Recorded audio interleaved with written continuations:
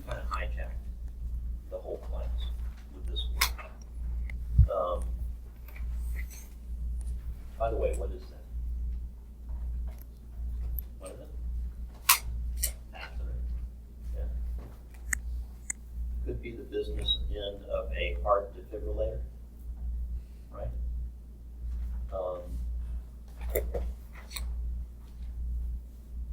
You ever see that little wind-up monkey that slams little cymbals? Could be those. Right? Okay. Could be any of those things. 1860. This is a charging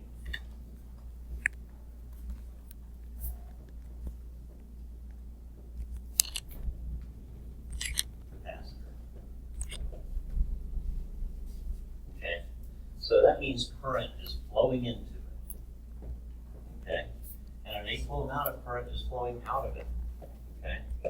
The current that's flowing into it is piling up as charges on this plate, say positive charges. Okay, so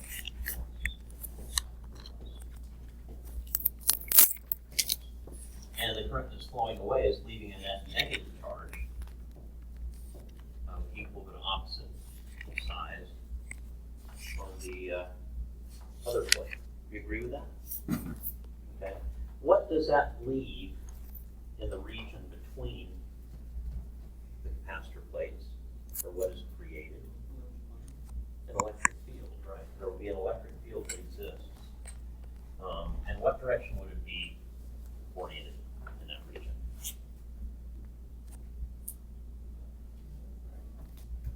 To the right, yeah. Going from the positive plate to the negative plate, right? So let me draw that in.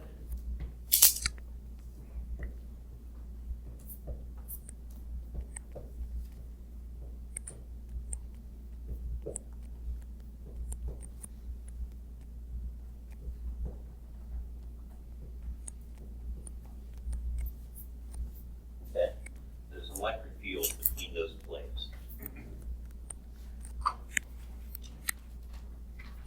Now, James Clerk Maxwell had this thought. Said there will be a magnetic field that will circulate around the wires. The wire that's feeding current into the positive plate, and also the wire that's feeding or that's taking positive charges away from the negatively charged plate, right? There will be a magnetic field circulating around that.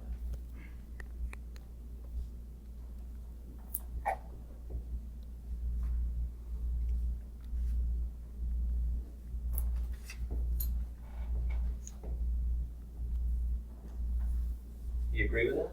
Yeah. Okay. Right. Okay. Whose law can you use to solve for the circulating magnetic field around the wire that's carrying current? Whose? Who did you say? The guy from chapter 28. What's his name? Ampere. Yeah, Ampere's law. Okay. Ampere's law looks like this.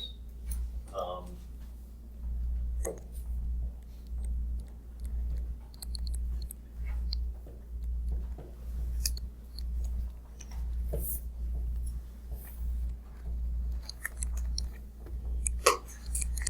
Ampere's. Okay, what does it really say? It says that if there is a current, okay, then if you draw a circle around that current, or if you draw any kind of a closed path around that current, there will be a magnetic field that circulates around that current. That current has created a circulating magnetic field. That's what that equation physically means. A current produces a circulating magnetic field. Here's the current, here's the circulating magnetic field, right? And Ampere's law goes further and says that if I draw a closed path line integral, or just a closed path around a region that has a current flowing through that closed path, through the area enclosed by that closed path, then if I integrate around it, I will be able to find if there's a non-zero current flowing through that area. Do you agree with that? Okay. Do you agree with it? Right. Okay, everybody agreed with it. Well, he found a problem. Okay? If you draw your, say your path of integration, let's say you draw a path of integration like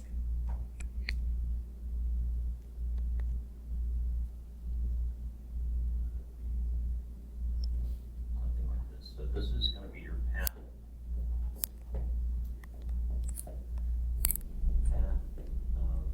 integration. Okay. Well, that path of integration encloses an area, and current passes through it, and you can solve for the magnetic field around that. Let's say the radius of this path of integration is r. B times 2 pi r will be equal to mu sub 0 I divided through, and if B is equal to mu sub 0 I divided by 2 pi r. And that was just a direct use of this equation. Good? Well, that's fine. But what if you turn the area that this that this path of integration encloses into kind of a can shape? So instead of worrying about the area exactly in the plane of the path of integration, let's expand it out.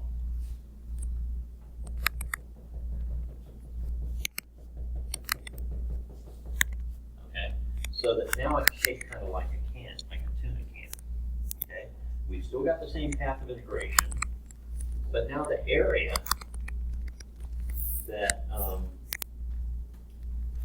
the area here doesn't have any current flowing through it, does it? Because it's in between the positive and negatively charged plates of the capacitor. So there's no actual current passing through the area enclosed by the path of integration. And yet there's still the same magnetic field here, isn't there? So what gives? What's wrong? There must be something wrong with this equation. That's what he saw.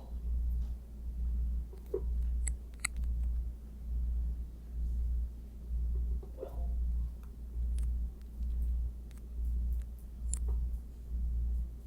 help me out here. Y'all are the ones taking this class. What's going on? What do you have to ask yourself? How do I change to business major? No, I don't. What was the Should be question? 0. That's a good question. What was the question again? You asked that one last time. Yeah, okay. So here's the path of integration. Same path of integration. We still get the same magnetic field, and this is true. But then if we extend the area away from the plane of the path of integration and expand it out here, and then make a circle in between the plates of the capacitor, no current's actually flowing from the positive negative plate, right? There's nothing in there. There's no physical anything in there. And yet we still have the same equation. So but there's no enclosed current. There's no current enclosed by the path of integration.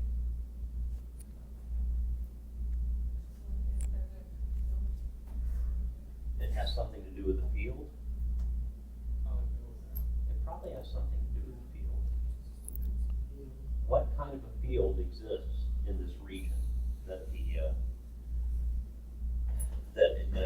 the area that is passing through that area enclosed by the path of integration?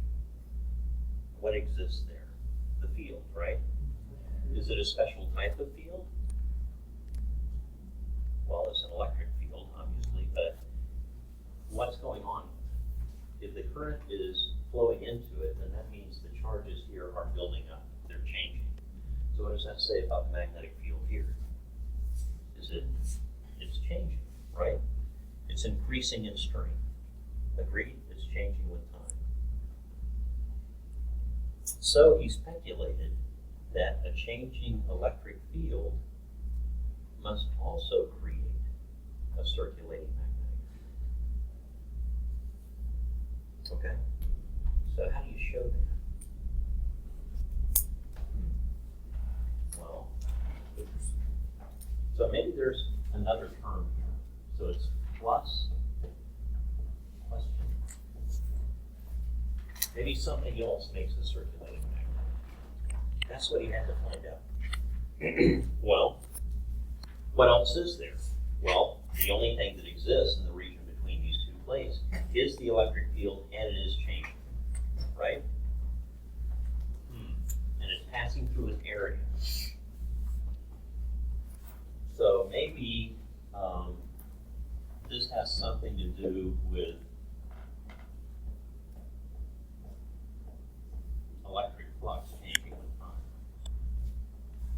By the way, if you allowed this to be a fully charged capacitor, there would be no current here, right? Because these would be saturated, no current can go to them.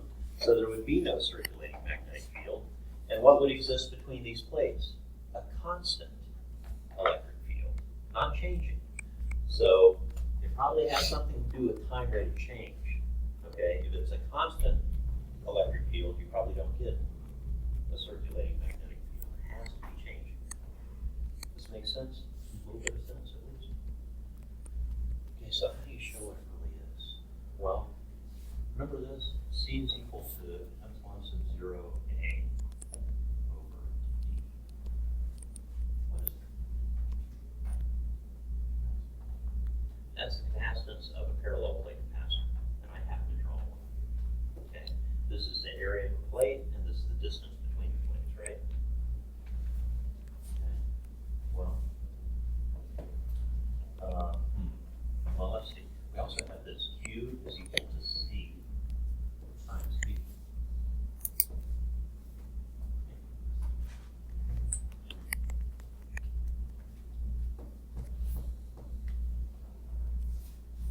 V is equal to the electric field if it's constant. The electric field is constant, and the voltage between the plates will be equal to the electric field times the distance between the plates. Okay? So we can take this and plug it in right here. We get Z, E, D. Capacitance, the electric field between the plates, the distance between the plates. That has to be equal to the charge. Now the charge is changing with time, right? So let's take the time derivative of both sides of this. We get dq dt. And that's equal over here. Now, is C changing with time? Is the capacitance changing? No, because the capacitance is only determined by the area of a plate and the distance between them. That's the geometry of the two conductors. That's not changing with time. Is the distance between the plates changing with time? No, that's set. What about the electric field between the plates as this thing charges up? Yes, that is changing with time.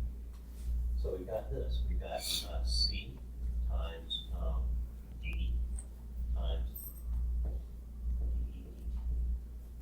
DET. Okay.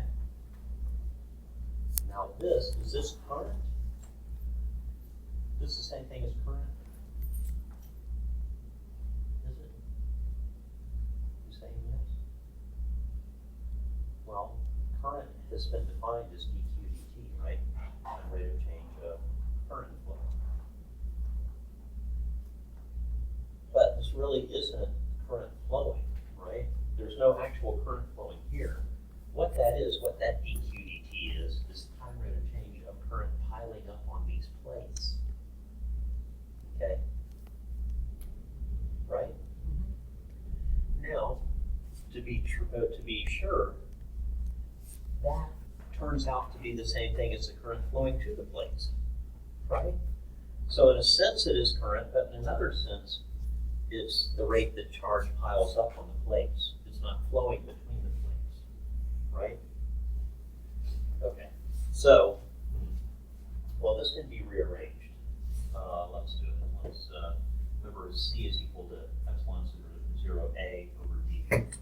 this D and this D, they're gonna cancel, right?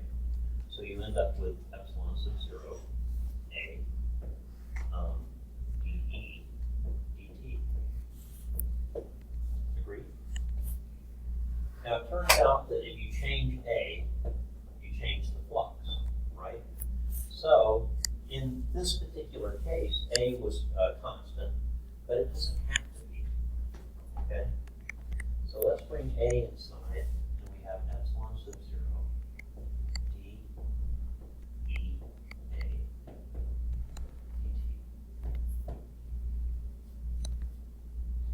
And E times A, in the simplest possible case, is just the electric flux, right? In general, electric flux is the integral of E dot dA. Right? We learned that a long time ago. So we can actually change this into this form. Epsilon sub 0 d v sub e dt. And this is the time rate of change that the current, or I'm sorry, that the charge piles up on the place capacitor. Okay? And that is the same thing as the enclosed current, or serves the same purpose. It's not the same thing. Okay? But that allows you to change this equation and make it more precise, or more accurate. So you get u sub 0, I enclosed, but now we've got this additional term, and it'll be mu sub 0 times epsilon sub 0 times e v sub e dt. And this is Ampere's law as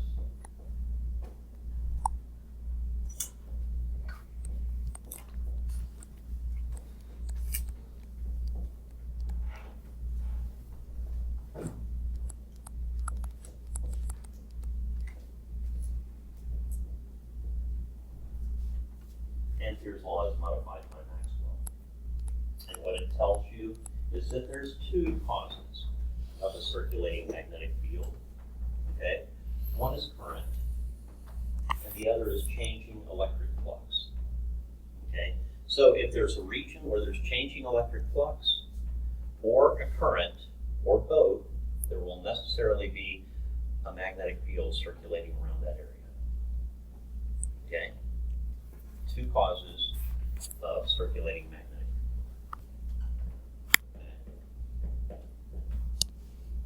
Okay. So this is Gauss's law, and Gauss's law basically says that an electric field is produced by a charge. Charge is the ultimate cause of electric field. And this equation, V dot dA equals 0, tells you that there's no such thing as a single magnetic pole. You can't get a north pole without a south pole, and you can't get a south pole without a north pole. They come in pairs. What does that look like?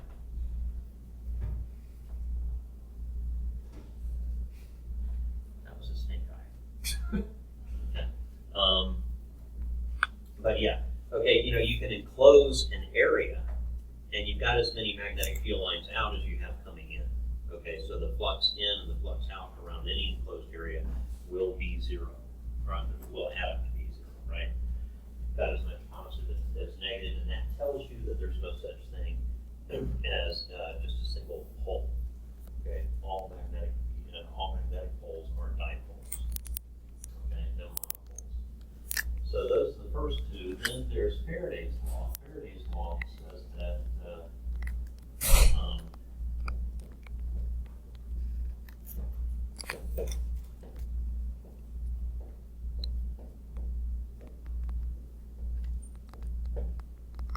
says that a changing magnetic flux, a magnetic flux changing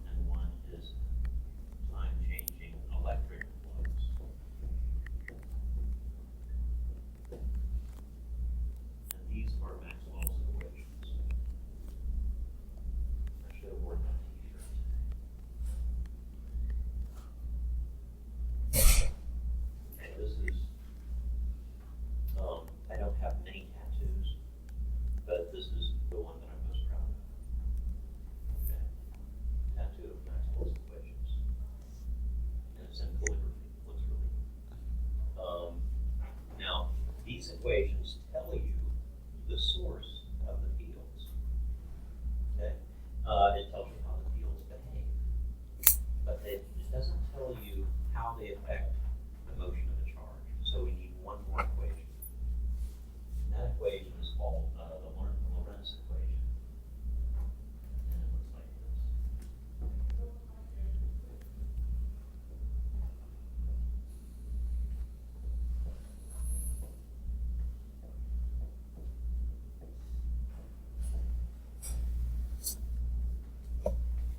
And that's all of it. Okay. So Q times E, that's the electric force.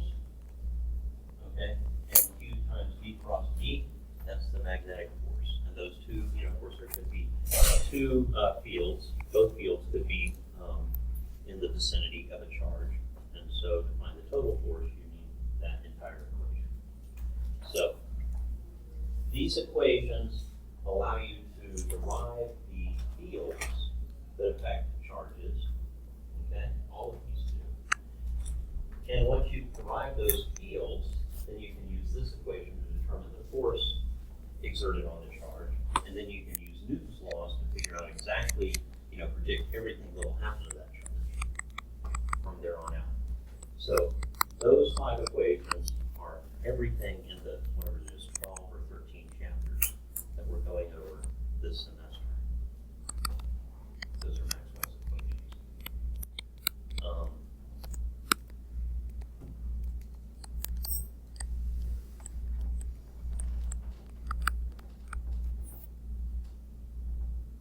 You want to do a problem involving displacement current?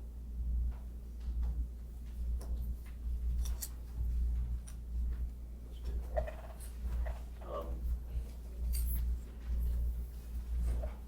Any questions?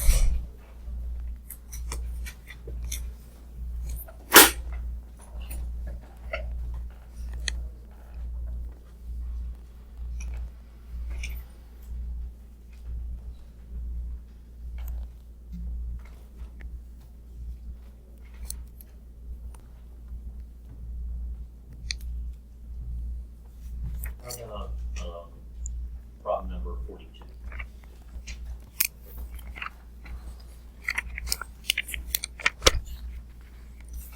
Okay, so would somebody read that to me, please? But this is in the 14th edition. Problem 42, 29, 42.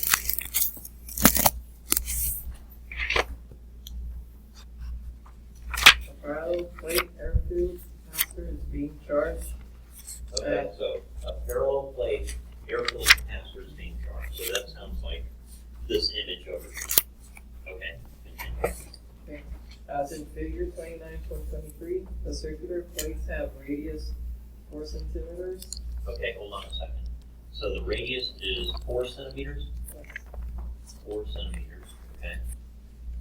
And at a particular instant, the conduction current in the wires is 0.52 amps. Okay, hold on a second.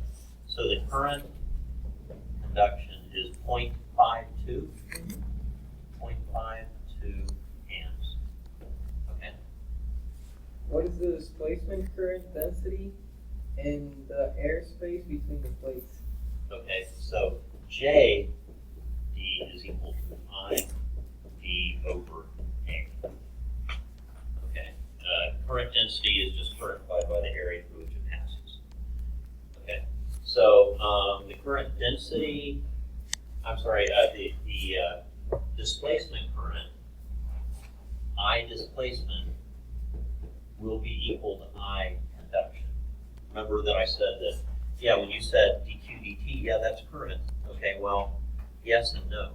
Okay, it's the rate the charge is piling up on this plate, but it's also the rate that the charge is being driven into the plate down the wire, right? So it's the conduction current and the displacement current. Okay, so they told us the conduction current is this, so that's also the displacement current. So that goes on top there. So this will be equal to 0.52 amps. And then we have to divide that by the area of the circular plates of the capacitor. And they told us that it was 4 centimeters. Was it diameter or radius? previous. Okay, so 4 centimeters squared is 16 times 10 to the minus 4 square meters. Now multiply that by pi. What's 16 times pi? Is that about 50?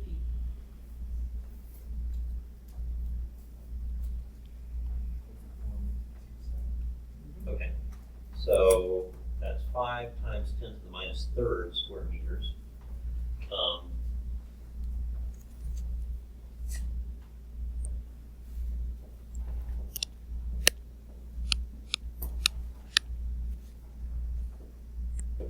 Okay, so 10 to the minus 3rd comes off, 10 to the positive 3rd. 0.5 over 5 is 0.1. So 0.1 times 10 to the 3rd, or about 104. 104 amps per meter squared. Okay, so the current density, displacement current density in the region between the two plates is 104 amps per square meter at that particular density. Okay, is there more? What is the rate at which the electric field between the plates is charging? Is changing, Charging. charging, Yeah. what is the rate that the electric field? Between the plates is changing. Sorry. Yeah, okay. So, in other words, they want the EDT, time rate of change of the electric field, right? That's what they want. And I sub D is equal to epsilon sub 0 times the time derivative of E times A divided by, or with respect to time, right? The area is not changing, right? So area can come outside that. So we get the displacement current is equal to epsilon sub 0 A dE dt. Okay? But, and we don't have the displacement current yet, but we do have the displacement current density, which is the displacement current divided by A. So let's divide through by A here. And if we do that, we'll get the current density, the displacement current density, which is equal to epsilon sub 0 times dE dt. So dE dt is just equal to the displacement current density divided by epsilon sub 0.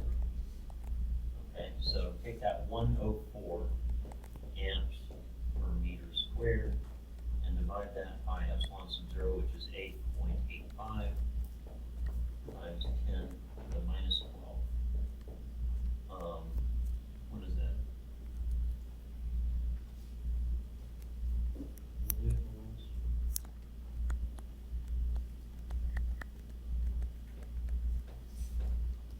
That is a meter squared per Newton, Coulomb squared, I believe. Would you do that? 104 divided by 8.85 times 10 to the minus 12.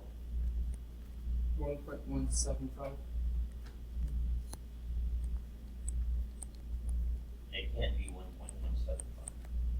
104 over 8.85 times 10 to the negative 12. I got that too. What'd you get? I got the same thing. 1.75. I mean 1.17. No. 104 divided by 8.85 times 10 to the minus 12.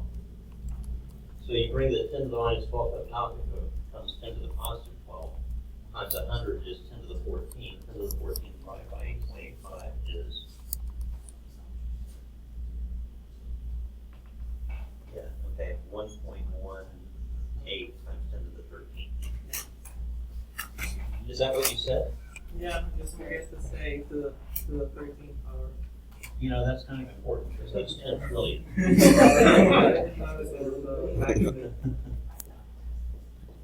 Okay, and now the units for that should be volts per meter per second. That's one way, newtons per coulomb per second. along second. Okay, was there more? What is the induced magnetic field between the plates at a distance of 2 centimeters from the axis? Say that again. What is the induced magnetic field between the plates at a distance of 2 centimeters from the axis? Okay, so this is from the center to the edge is 4 centimeters. So here you're talking about going from the center halfway out. So you're here, and there's going to be a magnetic field that's circulating around in this region. There's this, call that the center line. And here we're going to have a magnetic field here in this region. And we'll say that's 2 centimeters. And we want to find the strength of that field in that region, right? Okay, well, to do that, we've got to apply this equation. We've got to apply Ampere's law. But we're applying it in a region that we've never applied it before, in a region where there's no actual physical current, right? So this term's going to be 0, because there's no enclosed current in this region between the plates, right? That term's gone, but this term is still there, okay? So we've got a circulating magnetic field. There it is. We want to solve for its value. That's this side of the equation. This side of the equation, mu sub 0, epsilon sub 0, 2 constants, times the time rate of change of the electric flux in that region. Okay. Now, another way to write that is this. Let's rewrite it. E times 2 pi r. That's just this side of the equation. That's equal to this term, which is 0, times mu sub plus mu sub 0, epsilon sub 0, times, mu sub 0 times I d enclosed. Okay. ID is displacement current, but it's got to be the displacement current enclosed by this path of integration. This path of integration doesn't include the entire region where the electric field is, right? So it's not going to include the entire electric field, only part of it. Okay, do you agree with that? So here's the deal. ID enclosed.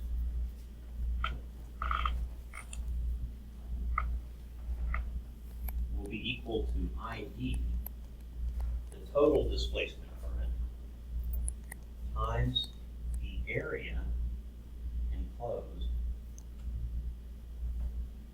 divided by the total area. Tell me if that makes sense to you. Okay. Now this is only true if the displacement current is everywhere uniform in this area.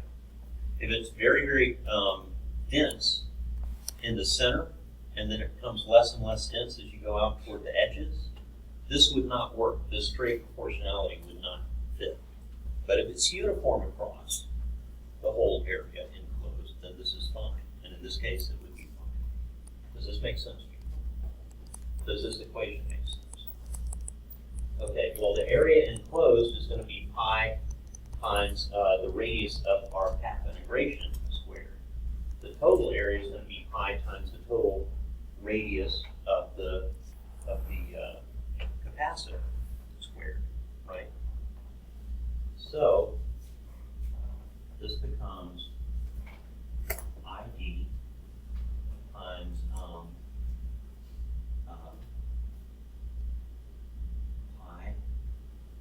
r squared over A. Good? You like that? Here's something nice. Notice that you've got ID over A. What is ID over A? J. Yeah, it's JD. So you can rewrite this. ID enclosed is equal to JD times pi r squared.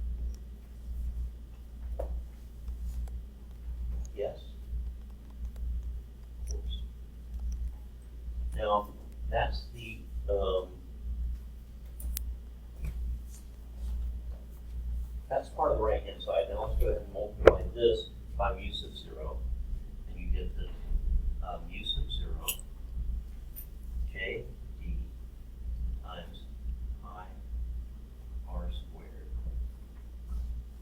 Good.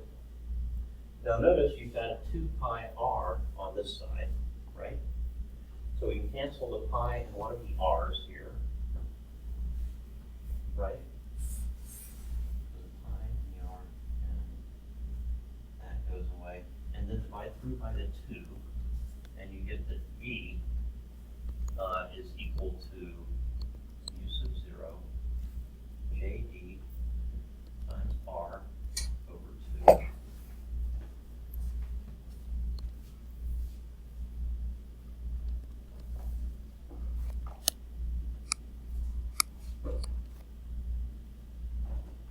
Were they looking for the magnetic field? I can't even remember what we were looking for. I don't know. What was it? The induced magnetic field between the plates at a distance of 2 Yeah. centimeters. Okay, so, well, this is 2 centimeters, so, and this 2 here, so it's gonna be 10 to the minus 2 meters. So 10 to the minus 2 times, what was JD?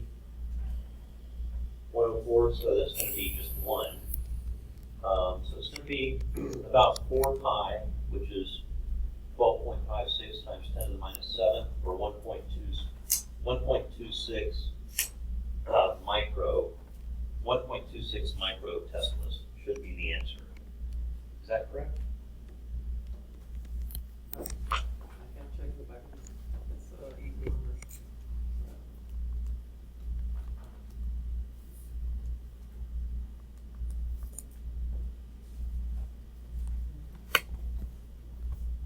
That makes sense?